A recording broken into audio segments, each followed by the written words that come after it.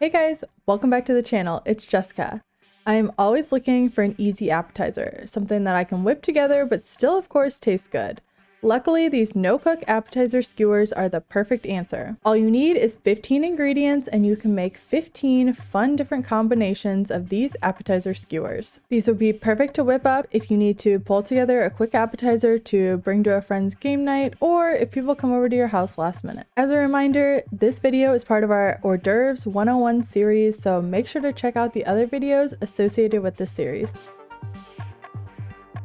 First, grab your 15 ingredients: arugula, bacon, blackberries, brie, cherry tomatoes, cucumber, French bread, honey, mozzarella balls, pesto, pineapple, prosciutto, ranch, romaine, and of course some sweet cherry peppers. All these different things we're going to be using throughout our skewers today. And of course, don't forget some toothpicks. I found about 2.5 to 5 inches works best for this project. The fun thing about this appetizer is that you can literally pair whatever you like together. If there's an ingredient you don't like, no worries, you can switch it out. Or if you have guests who have dietary needs or certain allergies, you can pick ingredients that work well for them. Throughout this video, I'm going to show you how to make different fun combinations to hopefully help inspire you. As a disclaimer, if you are making these, especially for a party or for outside people, you should be wearing gloves while you're making these to make sure to keep everything nice and sanitary. Now, with these skewers, it's really fun because you can pick the combination and then drizzle it with some sauce. I'm a sauce girl, so if it were up to me, I would put sauce on everything. But for some of these, we've left them just plain in case people don't like sauce.